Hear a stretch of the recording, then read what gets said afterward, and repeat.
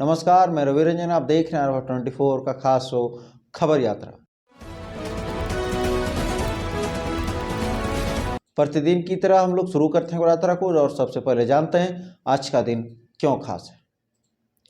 आज हम बात करें उस छोटे से आविष्कार की जिसके बिना न मोबाइल चलता, न कंप्यूटर और न आज की डिजिटल दुनिया। 23 दिसंबर 1947। जरा सोचिए, आपके हाथ में जो स्मार्टफोन है उसकी शुरुआत किसी बड़ी मशीन से नहीं बल्कि एक छोटे से उपकरण से हुई थी। नाम था ट्रांजिस्टर। और इसी दिन दुनिया ने टेक्नोलॉजी का भविष्य देख लिया। 23 दिसंबर 1947 को अमेरिका के बेल लैबोरेटरीज में पहली बार ट्रांजिस्टर का सार्वजनिक प्रदर्शन किया गया। यहीं से शुरू हुई इलेक्ट्रॉनिक्स और संचार तकनीक की सबसे बड़ी क्रांति। इस ऐतिहासिक आविष्कार के पीछे थे 3 वैज्ञानिक, जॉन ब्राडीन, वॉल्टर ब्रेटन और विलियम शॉकली। इन तीनों को इस खोज के लिए 1956 में नोबेल पुरस्कार से सम्मानित किया गया। सरल शब्दों में समझें तो ट्रांजिस्टर एक छोटा सा इलेक्ट्रॉनिक उपकरण है जो बिजली के संकेतों को नियंत्रित करता है, उन्हें बढ़ाता है और ऑन ऑफ स्विच की तरह काम करता है। आज शायद ही ऐसा कोई इलेक्ट्रॉनिक उपकरण हो जिसमें ट्रांजिस्टर न हो। ट्रांजिस्टर से पहले तकनीक चलती थी वैक्यूम ट्यूब्स पर, लेकिन वे थे भारी, ज़्यादा बिजली खाने वाले और ज़्यादा गर्म होने वाले और जल्दी खराब होने वाले भी। ट्रांजिस्टर ने इन सभी समस्याओं को एक झटके में ख़त्म कर दिया।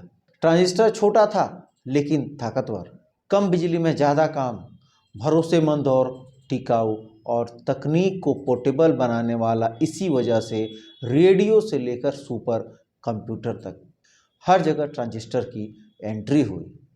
ट्रांजिस्टर के बाद पॉकेट रेडियो आए, टीवी आए, टेलीफोन आम लोगों तक पहुँचे, कंप्यूटर तेज़ी से विकसित हुए, मोबाइल और इंटरनेट संभव हुए, स्पेस और रक्षा तकनीक को नई ताकत मिली। आज का एआई, चिप टेक्नोलॉजी और डिजिटल इंडिया सबकी नींव यहीं रखी गई थी। ट्रांजिस्टर ने आगे चलकर इंटीग्रेटेड सर्किट, माइक्रो प्रोसेसर और सेमीकंडक्टर इंडस्ट्रीज को जन्म दिया, इसलिए इसे डिजिटल रिवॉल्यूशन की नींव कहा जाता है।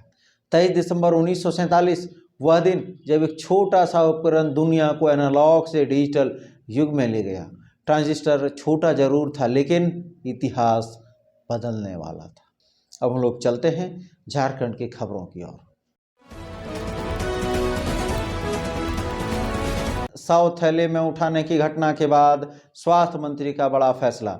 चाईबासा अस्पताल से आई एक मार्मिक तस्वीर ने झारखंड की स्वास्थ्य व्यवस्था पर सवाल खड़े कर दिए, जिसके बाद सरकार ने बड़ा निर्णय लिया है। इलाज के दौरान 4 माह के बच्चे की मौत के बाद एम्बुलेंस न मिलने पर पिता को शव थैले में रखकर घर ले जाना पड़ा था।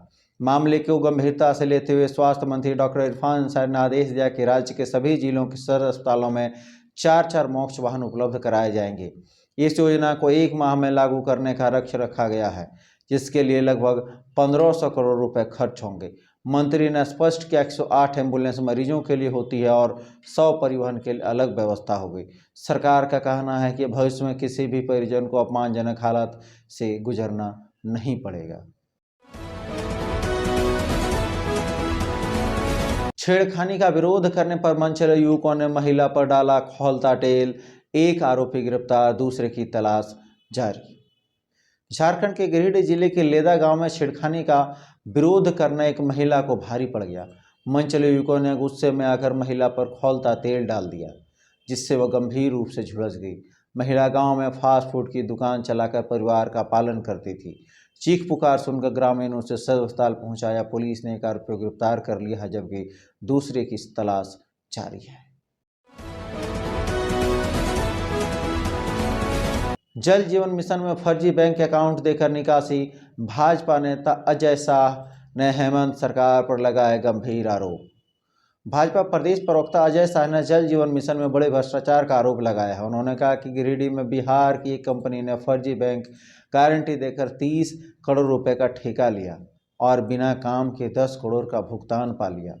शाह के मुताबिक यह घटना उच्च स्तरीय अधिकारियों को मिलीभगत के बिना संभव नहीं है। भाजपा ने राज्य में जल जीवन मिशन के कार्यों को सोशल ऑडिट करने की मांग की है।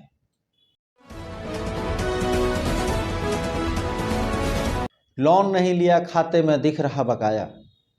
कसमार प्रखंड के हरनाद गांव में स्वयं सहायता समूह की बैठक के दौरान महिलाओं के साथ कथित वित्तीय धोखाधड़ी का गंभीर मामला सामने आया। आधे दर्जन से अधिक महिलाओं ने आरोप लगाया कि एक माइक्रो फाइनेंस कंपनी ने उसके नाम पर बिना जानकारी दिए लाखों रुपए का लोन निकाल लिया।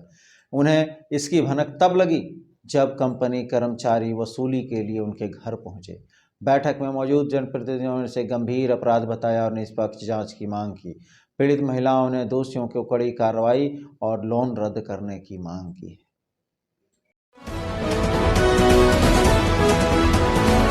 लागत से कम दाम पर भी नहीं मिल रहे कोयले के खरीदार, 8 माह में बीसीसीएल को 51 करोड़ रुपए का घाटा। भारत कुकिंग कोल लिमिटेड यानी बीसीसीएल को कोयला उत्पादन लागत के कारण भारी आर्थिक दबाव झेलना पड़ रहा है। अप्रैल से नवंबर तक कंपनी को करीब 51 करोड़ रुपए का शुद्ध घाटा हुआ है। कोयला उत्पादन की लागत लगभग 3150 रुपये प्रति टन है, जबकि बिक्री 3125 से 3135 रुपये प्रति टन हो रही है। अक्टूबर 2023 से लगातार घाटे का मुख्य कारण एमडीओ व्यवस्था, अधिक ठेका लागत और 6 वर्षों से कोयले के दाम में बढ़ोतरी न होना बताया जा रहा है। ई ऑक्शन बुकिंग में 80% गिरावट ने स्थिति और गंभीर कर दी है।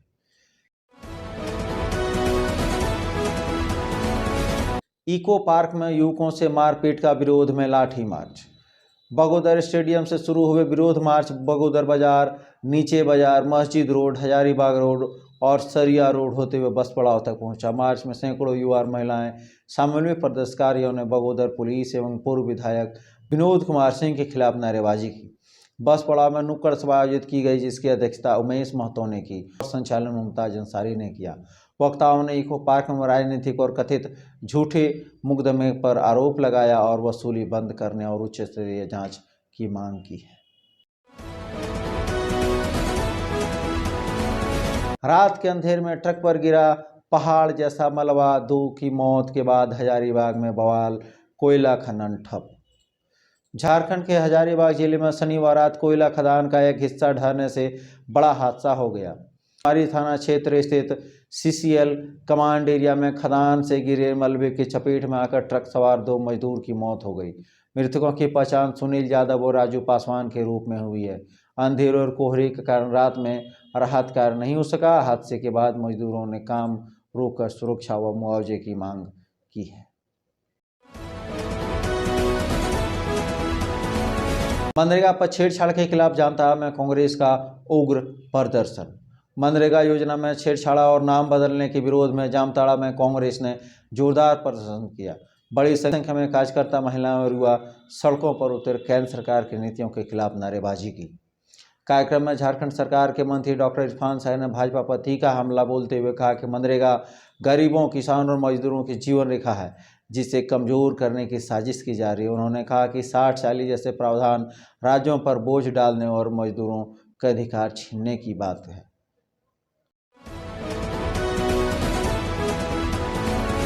चलिए हम लोग बढ़ते हैं खबर यात्रा के अगले पड़ाव में।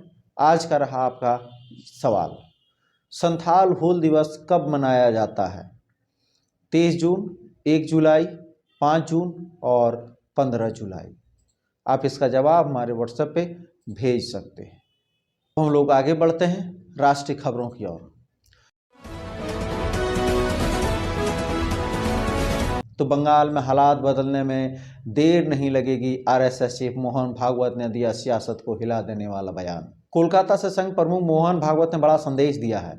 संघ के शताब्दी समारोह में उन्होंने कहा कि यदि हिंदू समाज एकजुट हो जाए तो पश्चिम बंगाल के हालात बदलने में देर नहीं लगेगी।